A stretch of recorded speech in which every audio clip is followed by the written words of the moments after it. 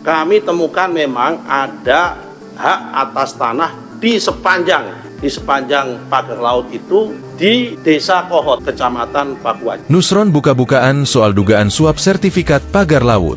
Menteri Agraria dan Tata Ruang, Kepala Badan Pertanahan Nasional, ATR BPN, Nusron Wahid menyinggung soal dugaan suap di balik penerbitan sertifikat di atas pagar laut Kabupaten Tangerang, Banten. Nusron mengatakan memang sudah ada pemeriksaan dan penjatuhan sanksi terhadap 8 orang pejabat yang terlibat.